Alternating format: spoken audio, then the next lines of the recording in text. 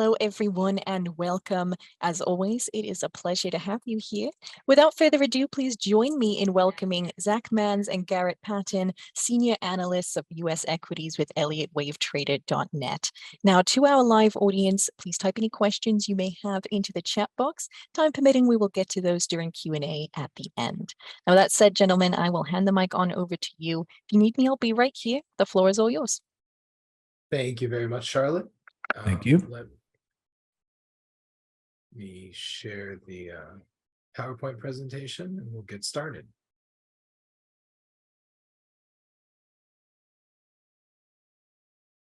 All right.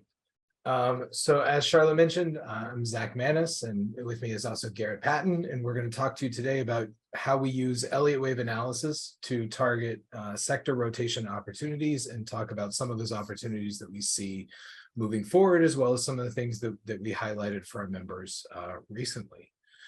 Before we jump into that, just need to start with giving you guys a very quick overview of Elliott Wave in general. Some of you might be familiar with it.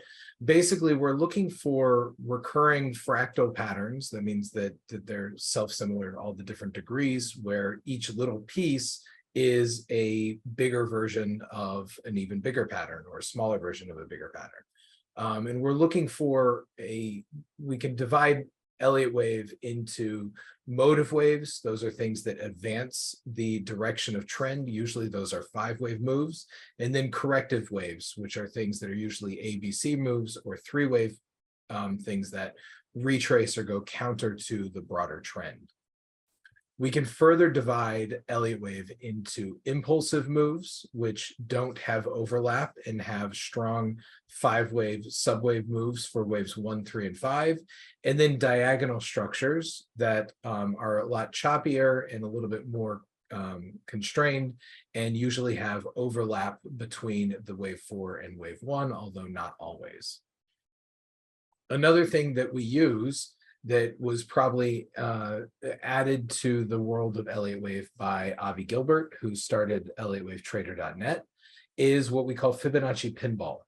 And that is a very, very clear way of approaching the subwaves within a wave 3 based on the Fibonacci extensions from the measure of, let me go to my laser pointer tool. So the measure of wave 1 projected off of the wave 2 retrace. And so that gives you very, very clear levels where we know that wave 1 inside that third should target, and then after a retrace where wave 3 of that third should target, and then after holding a retrace for wave 4 where the 5th of the third should target. And so using those things together, we get a lot of opportunities to present very clearly delineated wave setups that give our members support levels, resistance levels, target levels, and very, very clear invalidation levels. One of our members shared, so what we're talking about today is particularly how we use this to look for sector rotation. So we thought this is a very interesting chart to include that one of our members, Rowan, has made and shares occasionally, that is a great illustration of just this kind of ebb and flow that the different sectors, some of the key sectors have in relation to the broad market. Generally things tend to kind of look the same when you zoom out and look at the charts, but there is some nuanced difference there between relative strength. So one of the cool standout things that I see in looking at this sort of oscillator, and we have those different sectors here on the bottom, is that on many of the drops in the market, there was a lot of contraction, and all of the sectors tightened up and tended to end up getting swept up into any downside movement altogether. But it was whenever we got more sustained upside or just bigger bounces that there starts to be some separation there, and some things tend to exhibit more strength than others, and you get that sort of leapfrogging. One of the other things that we've noticed is that things like XLU and XLP often tend to try and hold out a little bit longer before they start dropping with everything else. So they aren't necessarily sustained defensive once a downtrend move in the market takes hold, but sometimes they do offer some initial relative strength or a little bit of early safety when we're starting to form some topping patterns in the broad market. And I've spoken before in other settings that if we're thinking about Elliott Wave in different charts as being fractal, then rather than talking about them as correlating, we can just talk about more of them being in phase or out of phase at different times in some of the same fractal patterns, those same 5 waves up, 3 waves back, that just go in and out of sync, and with unfolding based on human sentiment, and the magnitudes and the timing of those different instruments sometimes slightly differs, but there's this general ebb and flow at the larger degrees that dominates. And I think looking at this as kind of an oscillating pattern helps to illustrate that. On Mondays and Wednesdays, we do an end of the day video. A lot of times we're highlighting a couple of key charts that we saw that day, or new things that we added as wave setups. And every Thursday we do a live webinar. And in that webinar, we pick a particular sector and we look at it in detail along with its key components. And then about every 4 to 5 weeks, we do a general review of all of the sectors, all of those key ETFs for the sectors that we cover. And this helps us really constantly look for those rotation opportunities. So this is just a list of some of the more recent ones that we've had between June and May. We didn't have a webinar because both Garrett and I were out on vacation last week. This is a chart of the RSP from back in November of 2022. This RSP is an ETF that basically tracks an equal weight version of the S&P. And I posted this because I wanted to show that we were looking for a much more significant bounce off of this October low after holding a corrective retrace here. We wanted to see a move up for more of an A wave, and then a B wave, and then a C wave up for this larger intermediate degree parentheses B. And that was after getting 5 waves down from what was very likely the top of primary wave 5, which was a move off of the March 2020 low. So this gives us kind of some broader market context that smooths out a lot of the distortions that we see from the weighted indexes for the S&P and the NASDAQ. And we post this periodically in stock waves as kind of a general guide for what, all of the stuff together. We kind of have this two-pronged approach in stock waves where we're looking at the market as the sum of all of its parts, but we're also looking at each of those individual parts or as the sectors and the key components. So there's both this top-down and bottom-up approach. So looking at that context back in November of wanting to see a bigger bounce, some of the opportunities that we saw for additional rotation, and highlighting that for our members back here in this November 10th post in stock waves, we saw a lot going into technology, particularly semiconductors and just tech in general, as well as the transports and industrials. But we were really highlighting the tech and semiconductor sector a lot, looking for a similar larger A, B, and a C wave up into the 150 region here on XLK off of that October low. Here is the XLK chart that got more of that C wave of the larger A wave, and then into the December low held the retrace that we're looking for as that parentheses B wave, setting up for a really nice swing move off of that December or January low in this case. So this is a list of some of the wave setups that we posted. A lot of them right at that December 20th through the end of December. And you'll notice that a lot of those are heavily weighted in the tech sector. We have TSM, Onto, ADI, XLK itself, SMH itself, Microsoft, Google, AMD, and SQ and AV&W. So a lot of those long setups that were looking for a similar swing move up in conjunction with what we were looking at in XLK and SMH and in the market in general. And that most of them happened to be right around December 21st and December 22nd, which actually happened to be the low for that larger B wave, and the market rallied pretty substantially since then, has continued to extend beyond that as well, with a number of these wave setups doing very, very well and well into the double-digit returns, many of them exceeding 50%. So here is just an example of one of those wave setups. This is for XLK itself. This was posted December 22nd. And again, we have that initial ABC move up for the A wave.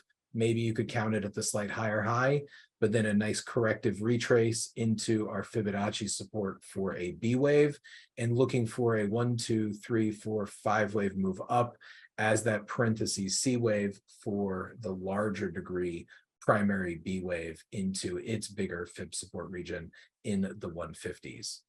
And that was from December 22nd. And then obviously we got that nice move up into the 150s since then. And this chart is last updated 421. So I think we've extended beyond that for a little bit higher in that same B wave. When we noticed the move down, we did actually post a couple of early spec short plays in February. We got some decent moves down from that high in some of those initial positions towards their first resistance levels. Then we were looking for some bigger bounces, which turned into more than just bounces, and a lot of those got extensions higher. As we came down into those initial support levels or resistance for the shorts, in March, we started looking for some other names that could potentially fit with a pattern for a larger C wave up or an alt pattern off of that March low in the markets. So these are just an example of some of those wave setups that we posted in March on the long side, some of them being ALGN, EXPE, Amazon, MTN, CAT, PayPal, Cost, MP Mining. Some of these are utilities, financials, AME, TNDM, just to name a few. And then also again in May, we saw support holding for at least an attempted move higher as an extension of a fifth wave or just the fifth wave of the C wave we were looking at. And again, posted some additional wave setups there, always looking for those things that can outperform on the next leg.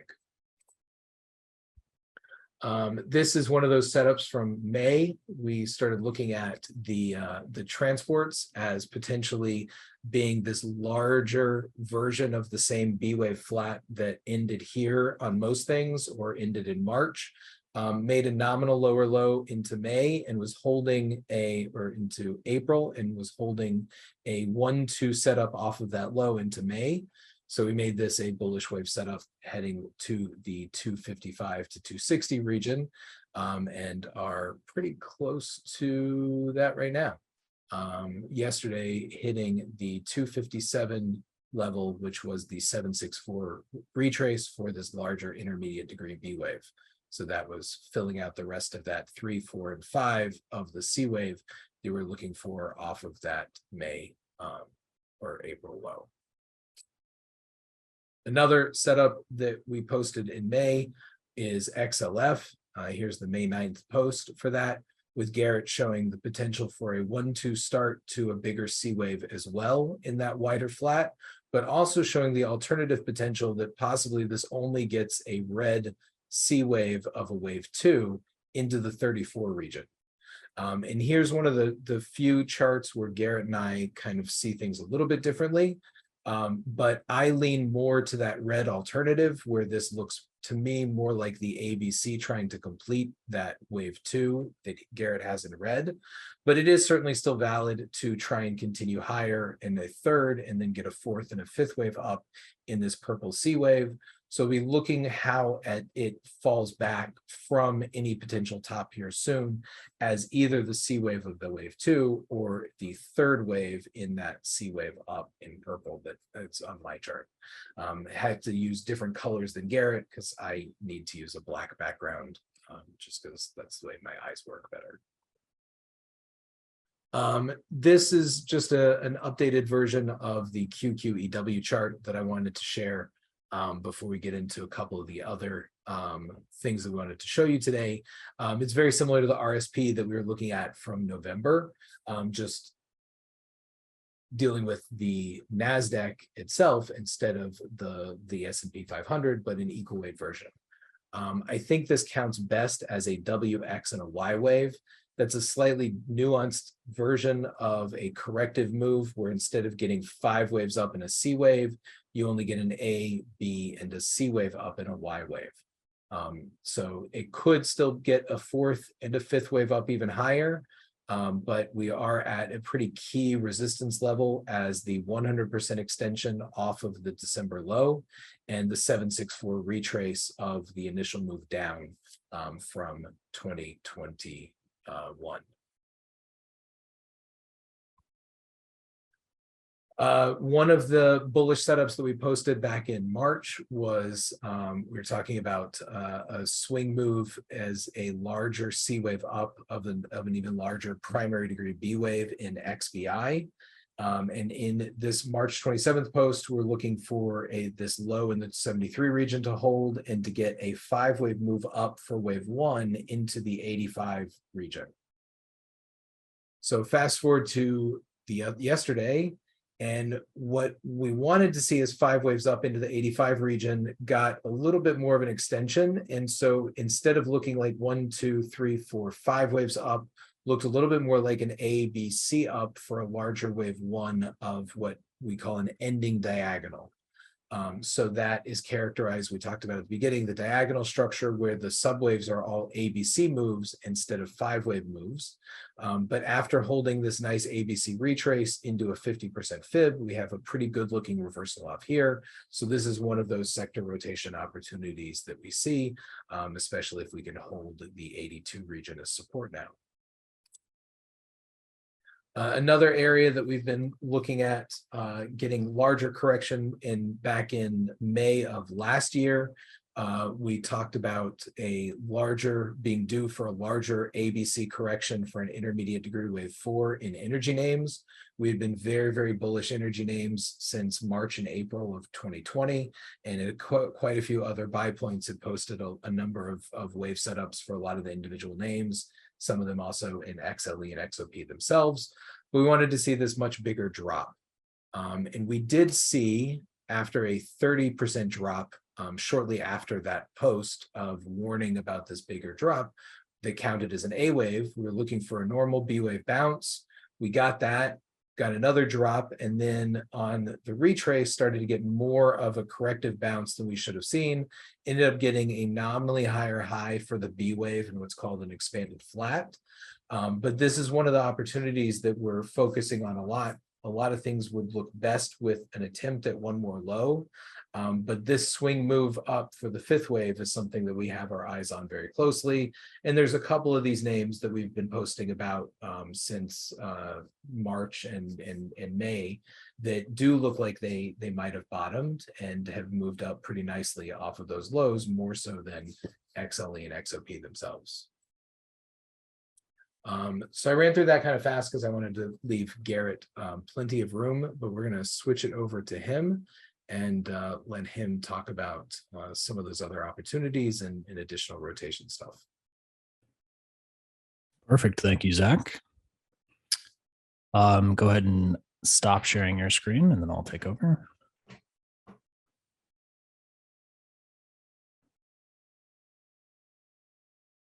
I could do that. Oh, stop sharing. That's it.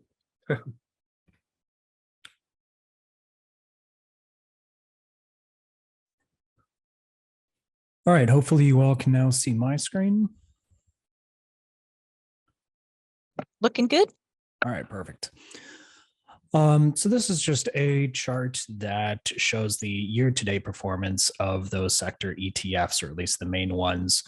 You can obviously see that XLK, the technology sector, has been the outperformer so far this year by a pretty wide margin. And as Zach was explaining earlier on in the webinar, it was definitely one of the areas at the beginning of the year that we focused heavily on, and specifically on semiconductor stocks as really one of the stronger looking bullish setups when we were coming into, again, the beginning of this year, and especially into that March low.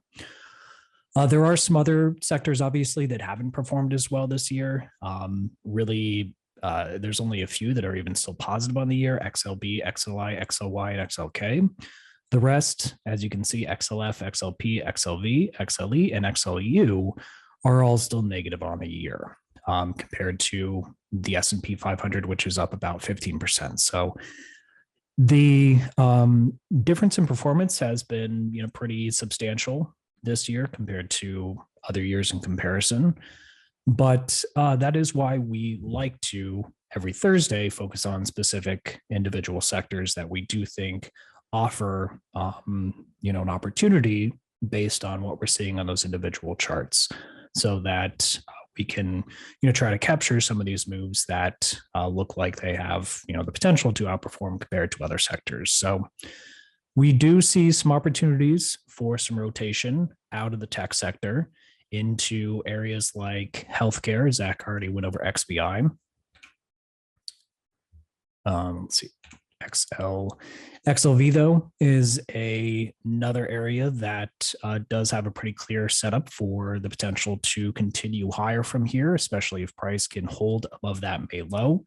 So there's a decent opportunity, risk reward opportunity, as long as price is trading above that May low, for price to try to continue higher from here, and again, potentially outperform during the second half of the year compared to other sectors. Since price recently tested the 618 retrace at the most recent low, ideally that was enough downside for the current consolidation off of the June high to count as complete. So could be ready to turn up sooner rather than later. But we do eventually need to see a break above those June highs to confirm that B wave complete, and price working on that wave C of 3. And looking at about 140, 160 as the potential target to reach before completing. Along with those sector ETFs, when we do those Thursday webinars and we're going through the individual holdings of those sector ETFs, we do like to pick out some of the individual stocks that we think either match the same setup that we're seeing on that sector ETF, or have the potential to outperform on a percentage basis compared to that sector ETF. So J&J is an active wave setup. It was posted back earlier in May as price was pulling back in that B wave. We've seen price hold a higher low at the June low compared to the March low. And now price attempting to hold another higher low compared to that June low, testing the 618 currently. So very similar to that XLV chart. It has a potential, in this case, 1-2 start to this C wave to the upside. And as long as price is trading above that June low, offers some good risk reward to try to turn back up and continue higher in that wave 3 from here. So we've been discussing so far this webinar our focus on the stock wave service, but we do have a separate sister service on our site that focuses specifically on metals, mining stocks, and agriculture futures charts that we also view as currently setting up a pretty decent opportunity for the potential for price to be starting the next leg higher in this overall uptrend that started off of last year's low. So I have pulled up here the GDX chart, the VanEck Gold Miners ETF. That is a pretty good barometer for individual mining stocks as a whole. And so far, price is trying to hold a higher low that was recently struck at the low that was made last month compared to the March low. So maintaining that uptrend off of last year's low. And if price can continue higher from here, and especially fill out to smaller 5 waves up from that June low, should present itself as a great opportunity going into the end of the year and into next year for a decent move higher. In this case, looking at the low 40s as a potential target to reach, once this initial 1-2 off of that June low fills out to then set up that next third wave to the upside.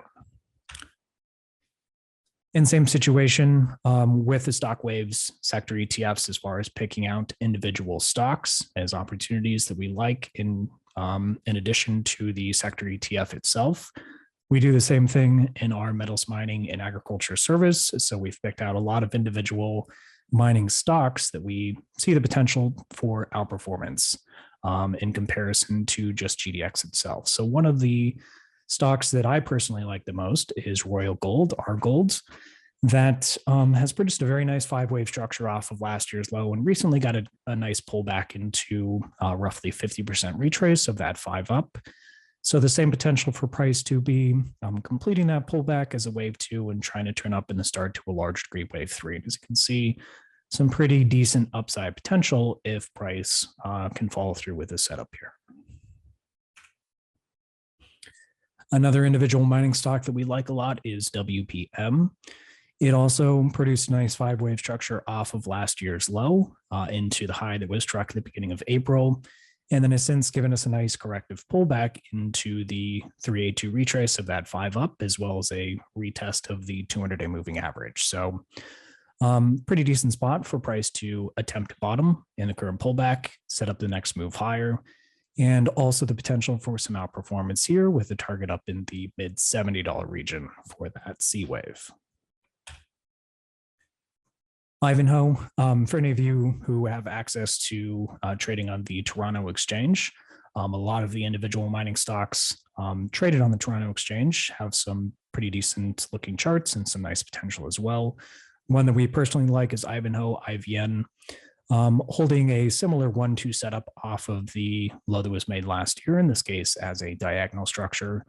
It's already made a decent amount more progress off of the recent low that was struck last month. So it's been outperforming a little bit compared to some other US mining stocks since that low was made.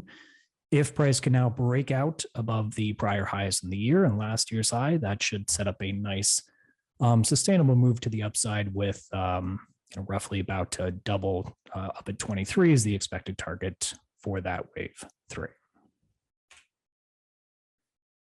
And as mentioned in that service, we also do focus on a lot of the agriculture futures charts. So we're talking softs and hards and grains as well. But DBA is a pretty good barometer, I would say, for and something that's, I think, easily accessible for a lot of people to trade for the agricultural commodities. And it's setting up a kind of an interesting juncture here at the moment. We have a potential 5-wave structure off the low that was made earlier this year, but it can count as a C wave within a larger corrective pullback off of last year's high. So we don't have clear evidence yet that the correction off of last year's high is completed. But we will be watching the current pullback, which I don't think is completed yet. I think we at least get another move lower to test fib support, this 50% retrace and 618 retrace at 2064 and 2030. And we'll see how price reacts to that support. If it looks like it is going to hold that support and starts to move back up from that support in an impulsive fashion, then that would indicate to us that we could have a more immediate bullish setup, that red 1-2 to the upside off of the low that was made earlier this year. If it starts to break below that support, then we can set up a lower low compared to the low that was made earlier this year and extend that correction off of last year's high a little bit deeper. But it is definitely looking like in the next several years moving forward, we could have a really nice opportunity setting up in a lot of individual commodities. So we're getting pretty close to the end of our time slot. If there are any questions, I think it's probably a good time to open the door to that. All right, wonderful. We do have quite a few questions here. This first one is from Rashmi. He's asking, what do you see in energy and gold for the second half of 2023? I'm sorry if you already covered any of this. So we did go over that XLE chart and I pulled up GDX. I had a feeling we wouldn't have enough time to go over gold and silver themselves, but obviously similar expectation for gold and silver compared to the GDX chart. We do see a nice opportunity for price to be putting in a potential bottom here at the recent low that was struck at the end of last month, and trying to turn up in the next leg of this larger uptrend to the upside off of last year's low. Thank you, Garrett. And next we have from Michael. Do you use seasonality in your reviews? We do not place a heavy emphasis on seasonality. I personally would place more emphasis on, some of these individual commodities in comparison to what we're seeing on the US dollar, since obviously if you're trading in the US, these are all priced in dollar terms. So I would say that's probably a more useful comparison to be looking at rather than trying to focus too much on seasonality. Adit has just said, did you mention that you analyzed oil earlier? The stock wave service we do on our site analyze crude oil and crude oil futures, but the service itself is focused on individual stocks. So we're looking at XLE and individual oil and gas companies rather than the commodity itself. Okay, thank you. And then from Mike, he says, hi, gang. How do you determine that a move is clearly, as Avi says, impulsive or not?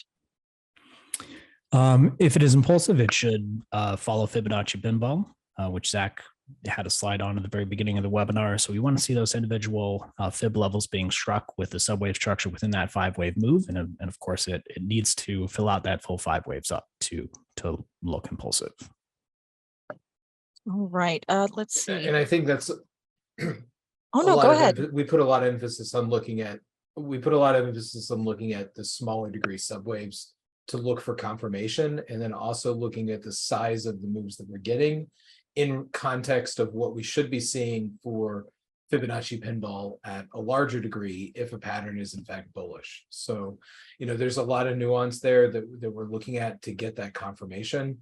And there's a lot of times that you can apply a particular wave count, or maybe force a particular wave count that doesn't technically break any rules, but it just doesn't look right. And so we're looking for things to have that correct look that they should have, that is very, very clearly an impulsive looking move, if in fact that's what it should be.